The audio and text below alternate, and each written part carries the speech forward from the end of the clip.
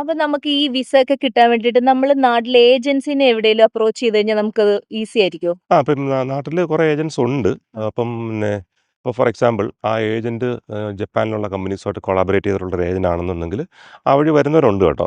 പിന്നെ വേറൊരു പ്രശ്നം എന്ന് പറഞ്ഞാൽ ഇപ്പം നാട്ടിൽ ജപ്പാൻ ഒരു ബൂം ആയതുകൊണ്ട് ഒത്തിരി ഏജൻസീസ് ഇങ്ങനെ ജപ്പാനിൽ ജോലി എന്ന് പറഞ്ഞിട്ട് വലിയ കട്ടൗട്ട് ബോർഡൊക്കെ വെച്ചിട്ടുള്ള ഏജൻസീസിനെ ഞാൻ കണ്ടിട്ടുണ്ട്. പക്ഷെ അതൊക്കെ കളിപ്പീരാണ്. പല പല ഏജൻസീസും കളിപ്പീരാണ്.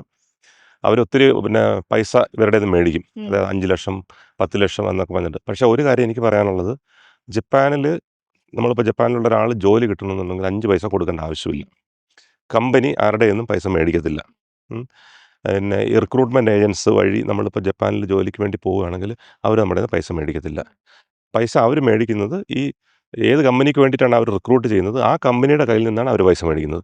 കാൻഡിഡേറ്റിൽ നിന്ന് ഒരിക്കലും പൈസ മേടിക്കത്തില്ല ജപ്പാനിൽ. അപ്പം അങ്ങനെ ഒത്തിരി ആൾക്കാർക്ക് പറ്റിയിട്ടുണ്ട്. പിന്നെ ഇപ്പം ഒരു എക്സാമ്പിൾ പറയുകയാണെങ്കിൽ ഒരു 1.5 വർഷം മുന്നേ കൊല്ലത്തു നിന്നുള്ള ഒരു സുഹൃത്ത് എന്നെ കോൺടാക്ട് ചെയ്തിരുന്നു. ഇങ്ങനെ ചേട്ടാ എനിക്കിവിടെ ഒരു ജോലിക്ക് ഓഫറുണ്ട്, 5 ലക്ഷം രൂപ ഏജൻറ്റ് ചോദിച്ചിട്ടുണ്ട്. അപ്പോൾ ഞാൻ അപ്പോഴേ പറഞ്ഞു പുള്ളിക്കാണെങ്കിൽ പൈസയൊന്നുമില്ല, ഭാര്യയുടെ സ്വർണ്ണമൊക്കെ എടുത്ത് വെച്ചിട്ടാണ് പുള്ളി പൈസ ഉണ്ടാക്കാൻ വേണ്ടി ഇരിക്കുന്നത്. അപ്പോൾ ഞാൻ പുള്ളിയുടെ അപ്പോഴേ പറഞ്ഞു പൈസ കൊടുത്തിട്ട് ഒരിക്കലും ജപ്പാനിലേക്ക് കയറി വരരുത്, റിസ്ക്കാണ്. എന്നിട്ട് പുള്ളി അത് കേട്ടു. അതുകൊണ്ട് പുള്ളി പൈസ കൊടുത്തില്ല. എന്നിട്ട്